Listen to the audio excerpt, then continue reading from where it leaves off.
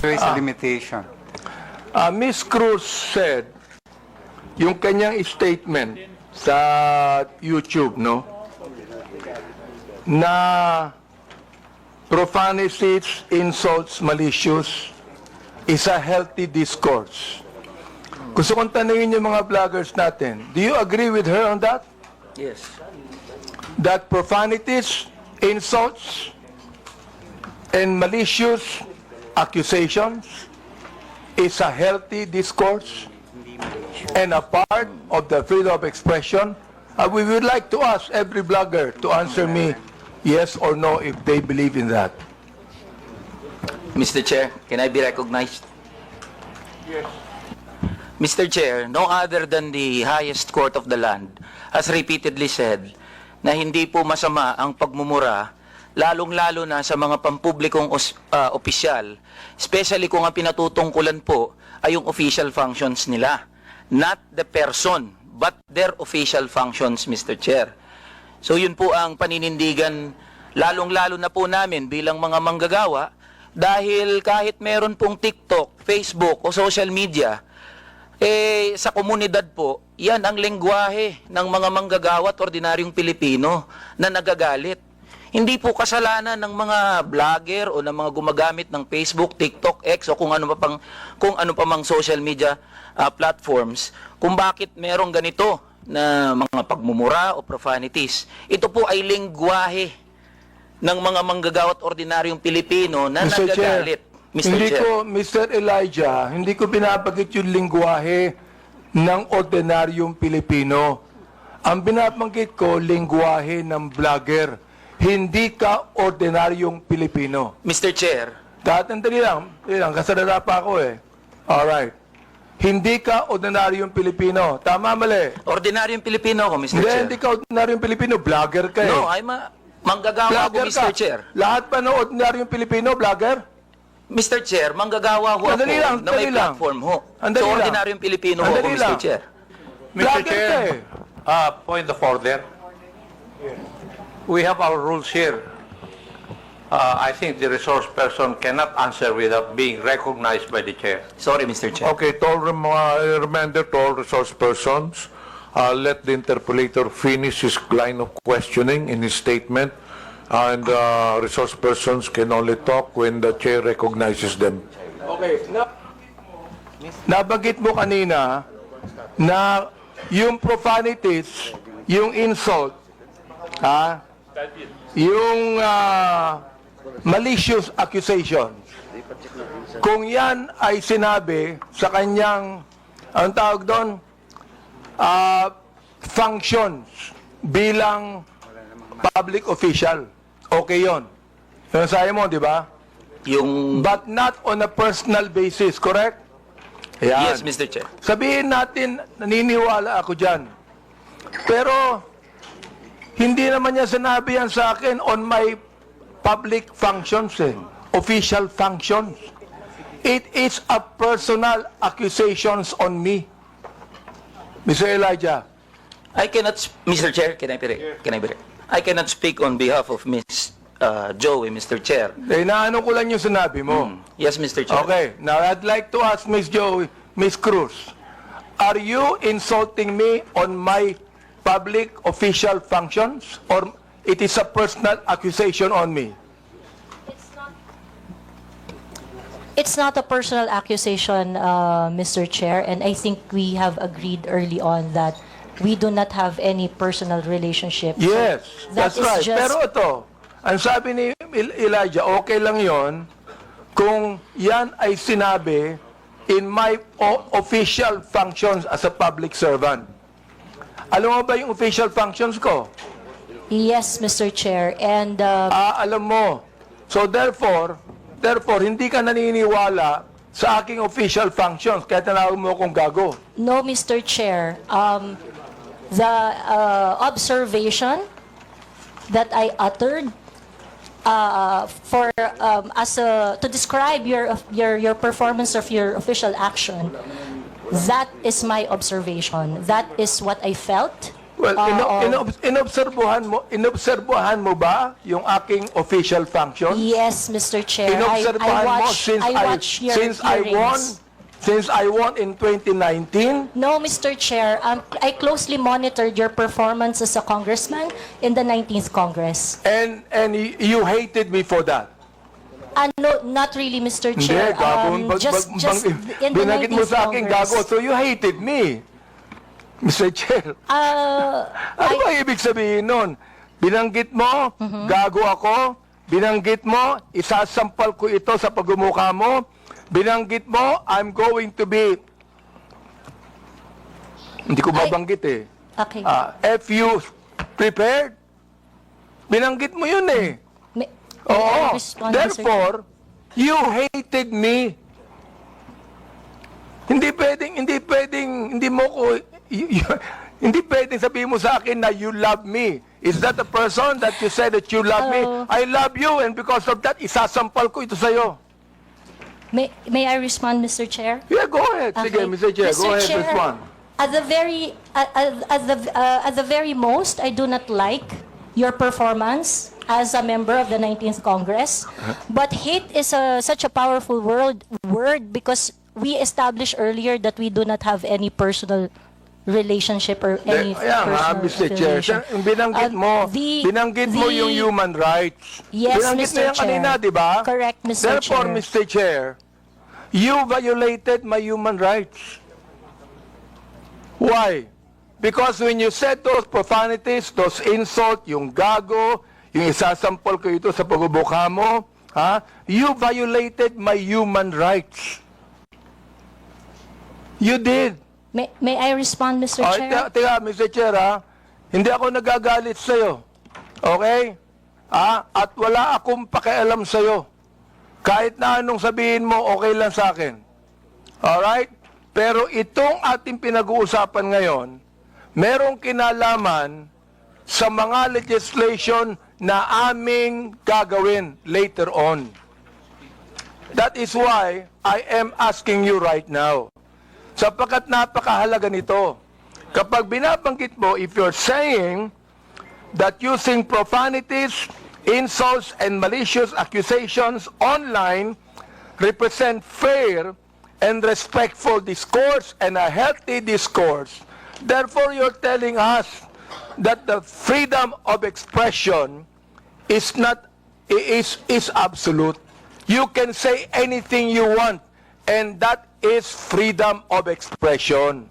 Yun ang sinasabi ko, Mr. Chair. May I respond, Mr. Sapagkat, Chair? pag binanggit mo, if you said that freedom of expression is not absolute, therefore, there are certain things that you cannot say. Yun ang ibig sabihin nung freedom of expression is not absolute. May limitation yun. Di ba? Oh. Go ahead. You can answer now. Okay, thank you very much, Mr. Chair. Mr. Chair, in the universal thoughts and ideas, there would always be a limitation. The freedom of speech is not absolute. And the limitation of freedom of speech is well defined. Under the law, under the jurisprudence, there are things that you cannot say. There are things that Mr. Chair, you what cannot... jurisprudence are you talking about? Supreme Court decisions, Your Honor. Can you tell me what law? Example of law that limits your Yes. freedom of expression. For Can you example, tell me Mr. the Chair, jurisprudence? yes, Mr. Chair. For example, Mr. Chair, there is, I cannot specify the specific law, Mr. Chair. There but is a law what on libel.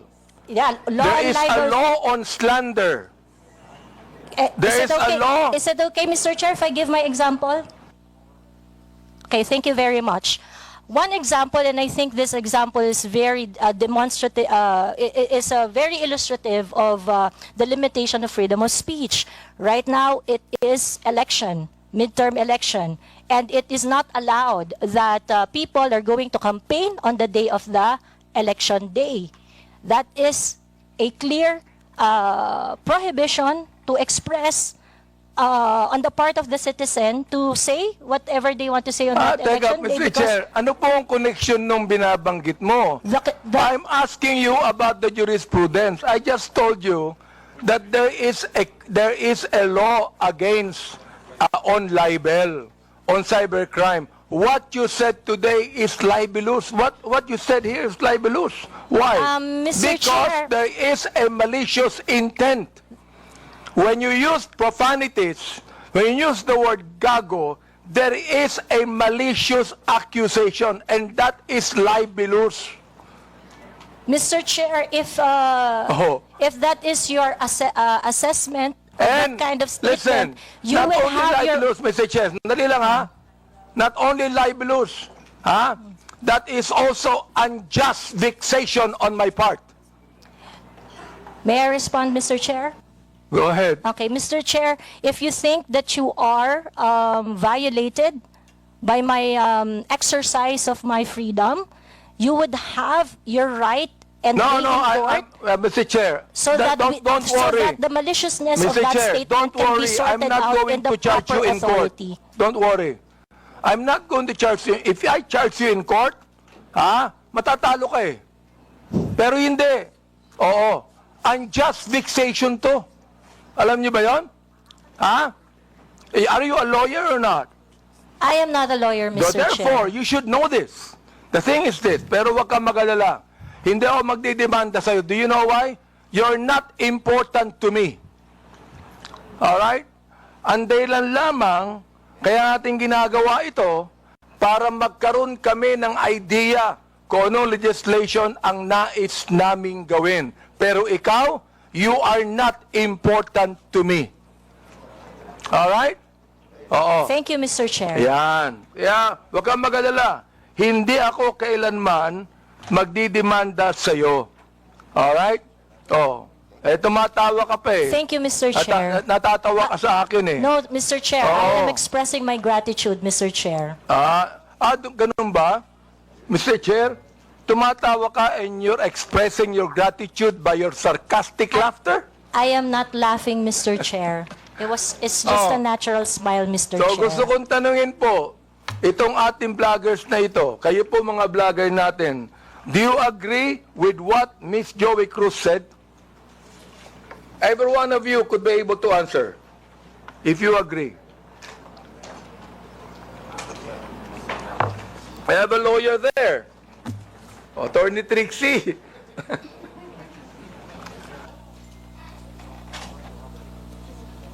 Attorney Trixie, you have the floor. Thank you, Mr. Chair. I disagree with Ms. Joey. I believe that there is, instead of a limitation on the freedom of speech, I believe that speech is either protected or not protected. Thank you very much. Those that are covered by the law, such as the law on inciting to terrorism, inciting to rebellion, and so on, are unprotected speech. And those that are not covered by any limitations by the law are protected speech. The Supreme Court has said that expressions of frustration are protected speech. And therefore, although we differ, Ms. Joey and I, on the approach to the problem, we agree on the solution. Okay, let me ask the other bloggers that we have. Each of you could be able to answer and tell me if you agree with Ms. Cruz on that. Your Honor, Mr. Chair, I am Dr. Mata. I'm a bit forgiving on those things sometimes, Mr. Chair, because sometimes people are so expressive that we tend to say things. Then I could cite, Mr. Chair, your example on the last hearing. You mentioned something as well. I won't mention it now, but you said it's something, but I know it was withdrawn as well. So there's no, I'm not affected by what you said, because sometimes you're just, in your emotions, you tend to say things, which you said, T-A-N-G-A, but it's okay, Your Honor. Mr. Chair, let me answer that, no? When I say T-A-N-G-A, binalik ko lang sa kanya eh. Siya ang unang nagsabi. Siya ang unang nagsabi. Para bang pinukul ka ng balisong, nasa lubong yung balisong, binalik mo sa kanya. Kaya ako binanggit. Hindi ako ang unang nagsabi. Ang unang nagsabi, yung vlogger mismo. Ibinalik ko lamang sa kanya. Oh, ngayon, ako ang masama. Samantalang yung vlogger na nagsabing tanga ang gobyerno, hindi masama. Nung ako ang nagsabing tanga, ako naman ngayon na masama. Ano ba talaga, Mr. Chair? Yes, thank you for your explanation on that, Mr. Chair. Mr. Chair.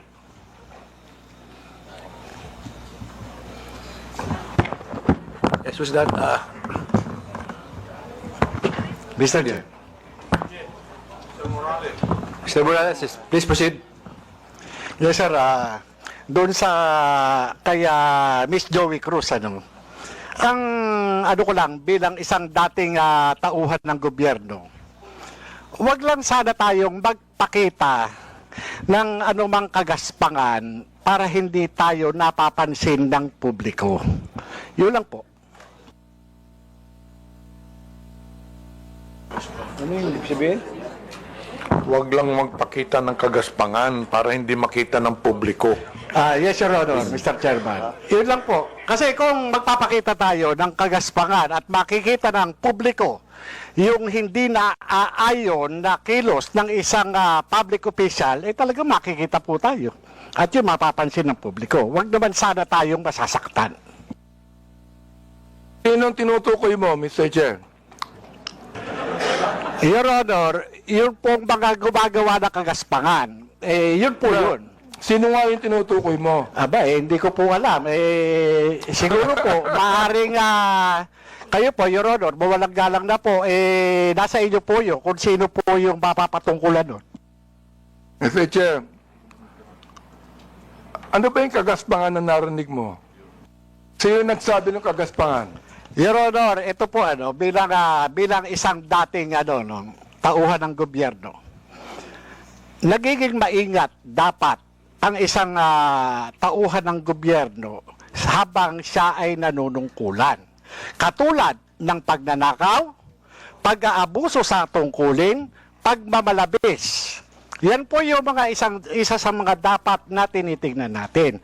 At kung tayo man ay tauhan ng gobyerno, dapat ginagampanan natin ng buong husay, buong giting, tulad ng mga alagad ng batas na handang ialay ang sarili niyang buhay para lamang doon sa sinumpaang tungkulin. Mr. Chairman, Your Mr. Honor. Chair, tama yung binanggit ni Mr. Morales tama Pero ang tinatanong ko sa iyo, nag-a-agree ka ba sa sinabi ni Miss Cruz? Saang particular, Your Honor, Mr. Chairman po? Hindi ka pa na nakikinig sa akin Ang bihira naman buhay ito. Pagpaumanhin niyo po, Your Honor, at nangati po yung aking binti, maaring hindi ko po Wala kang napansin. karapatang magsalita kung hindi mo narinig lahat ang mga sinabi. Yun pong narinig ko. Very clear Meron po akong narinig. Very clear, Mr. Chair, ang sinabi ko. Kanina, pinag-uusapan natin yung lahat ng mga binanggit ni Miss Cruz. And I'm asking you now, kayong mga vlogger, oo, mga objective naman kayo, di ba? Ano ang palagay nyo rito? Palagay nyo ba na itong malicious, ulitin ko para malaman mo, itong malicious, profanities, at insults, accusation, na ibinigay po ni Miss Cruz, ay kasama po yan sa tinatawag nating protected discourse o kaya naman healthy discourse or freedom of expression. Yun po pinoprotektahan ng batas. Ito po yung pong opinion o saloobin ng isang mamamayang Pilipino patungkol doon po sa pagkukulang ng isang public officer. Yun po hindi pinoprotektahan ng batas. Ito po yung pag-iingganyo ng paggawa ng illegal o labag sa batas. Yun Yung po. pagkukulang, Mr. Chair, kung walang ginawang illegal, may karapatan ba siya? Kung walang ginawang illegal, Your Honor, depende po Depende po sa napapansin at kung Ilang, po sa nagbibigay ng opinion, Your Honor. Miss Joey, meron po ba akong ginawang illegal? Meron po ba? Nothing that I said in my Yun, vlog. wala akong ginawang illegal. Meron ba akong ginawang immoral? There are things that I may not agree. You because may of not agree, differences. that's fine Yeah, with me. Yeah. Pero ang tinatanong ko, meron ba akong ginawang immoral? Oh, Differences I in agree values, that there Your are Honor. some things that you Differences do in- not agree. Okay lang yun sa Differences akin. in values, Your Honor. Di ba? Pero wala akong ginawang immoral o illegal. You said that yourself. So therefore, anong ibig sabihin ng profanities, insults, and malicious accusations you gave to me? Yun ang tinatanong ko. Ha? May I answer, Your Yes, Honor? go ahead. Okay. First of all, Your Honor, I would just like to take exception once again that I never agreed to anything, any statement that is malicious as part of freedom of speech. It's not. What I said are not malicious. Those are observation on my end, and the profanity is part of part of my expression of discontentment, disgust, because my expectation for a public officer is not Therefore, met. Mr. Chair, when you're saying that a public official who is not doing anything illegal or immoral, and you said something malicious, insult and profanities, Again, that is your observation. And you have the right to say that. Again, Mr. Chair, I am taking exception on the malicious statement. My statements are not malicious because my statements are always pertaining to the exercise of the public duty of the officer I am responding to. So or therefore, when you reacting said to. gago, that is not malicious. That is not malicious, Mr. Chair. Ah, okay. That is not malicious, ha? Yes, Mr. Chair. Oo. Pero ako, Miss Cruz, kahit kailan, hindi naman kita kilala, hindi ko alam ang ginagawa mo, wala akong karapatang tawagin kitang gago. And I respect your opinion, Mr. Chair. Not my opinion. That is my belief. I Iba yung respect your opinion, belief, Mr. iba Chair. yung belief. Okay. I'd like to ask the other vlogger if they agree with Miss Joey on that. Una po, I agree po na this is not malicious kasi na-establish na po na hindi po namin kayo kilala personally. And kung sabihin namin mahal namin kayo, it is because of your work as public official. Hindi po ibig sabihin mahal po namin kayo bilang kung ano pa man malisyoso.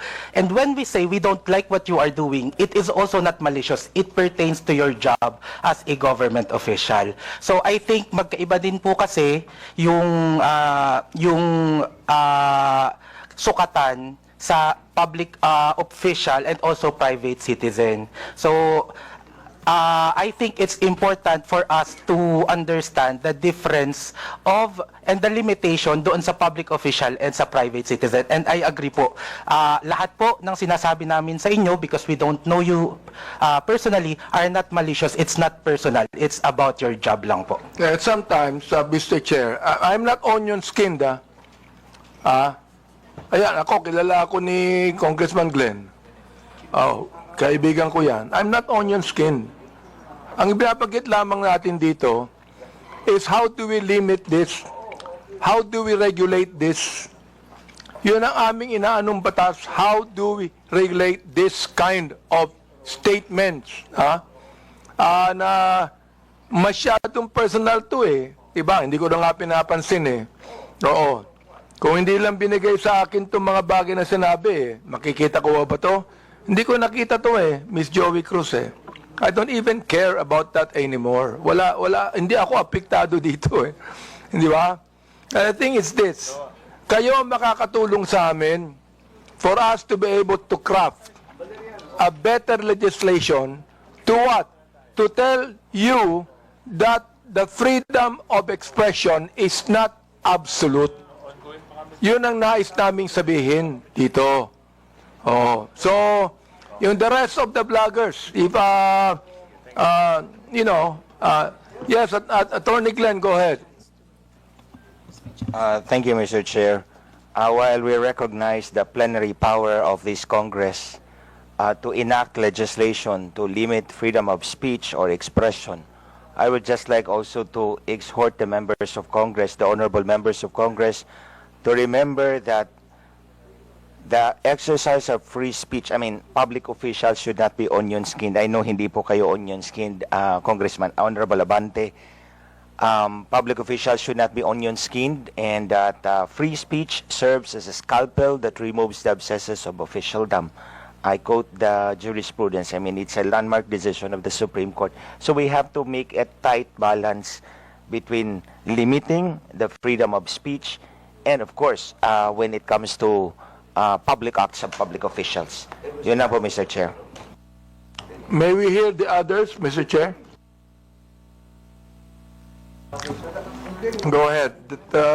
Yes, Mr. That Chair. handsome man right there. Ako po, Mr. Chair. May I be recognized po? Mr. Chair, sundan ko lang po yung binanggit po ni Attorney Trixie about protected speech. I don't know the specifics of what Ms. Joey said. Be that as it may, Mr. Chair, kung yung pong mga binanggit niya ay nakapatungkol po sa official function, then it is warranted. If it pertains to the personal po na buhay, then it is unwarranted. Naiintindihan po namin yung predicament, Mr. Chair, ng mga congressman natin, ng mga public official natin na talagang nasa scrutiny ng taong bayan. Pero hinihingi rin po ng taong bayan, lalong-lalo na ng mga manggagawa, ang pag-intindi po ng ating mga congressmen doon sa kung ano yung nararamdaman at ano yung pakiramdam, emosyon ng mga tao patungkol doon sa function po ng ating mga public official. I believe yung mga binanggit po ni Ms. Joey, it is part of protected speech. And I think doon po pwede tayong magkaisa. That's all, Mr. Chair. Meron pa. Yes, Miss, Mr. Chair, good afternoon po. Yung tungkol po sa sinabi ni pagsasamahin ko na po yung tatlo, no? Ni Ma'am Joey, ni Attorney Trixie, at saka ni Sir Elijah. Kami po na mga content creators, nasa public eye din po kami, gaya po ninyo. So, whatever content or opinions that we also post online, nakaka-receive din po kami ng mga gaya ninyo na masasakit na salita. Kaya naiintindihan po namin kung saan din kayo nanggagaling. However, ang difference lang po natin, ang atake sa amin personal, ang atake po sa inyo, on your official function. Ngayon, ang masasabi ko lang po siguro pagdating sa bagay na yan,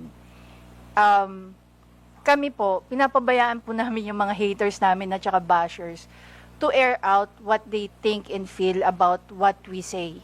Hindi ko naman din po sinasabi na dapat ganun din po kayo. It so happen lang that sa inyo po, pagdating sa mga nasasabi nyo po, sa mga press briefing nyo po, sa press con nyo, or even sa mga pinapublish sa news, ang sa aming mga content creator, naka-anchor kami lagi kung ano lang po ang nasasabi ninyo. Mr. Chair, Ms. Batalya, Yes, po. gusto ko lang pong banggitin din, no?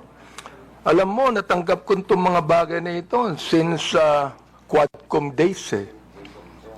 Hindi ako binabas ng sino man bago ang Quadcom. Bakit kaya?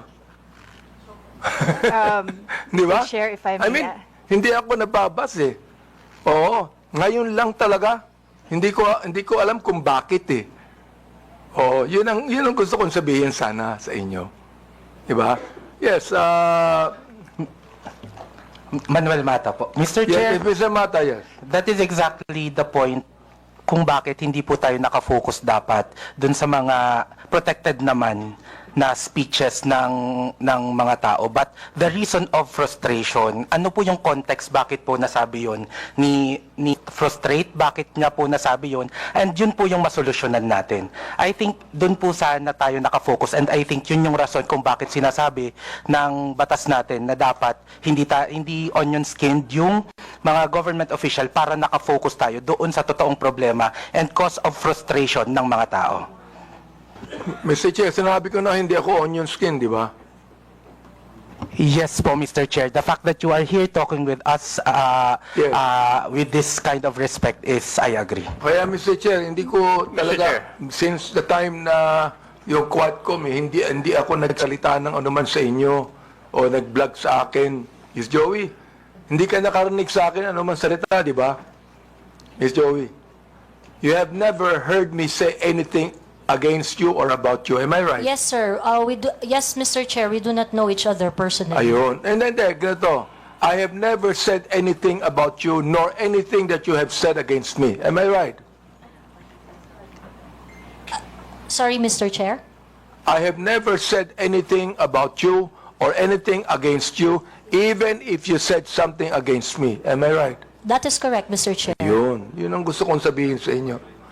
I'd like to give way to my good friend, Congressman Acop.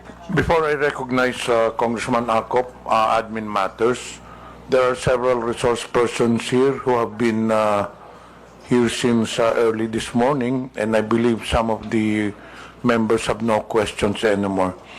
May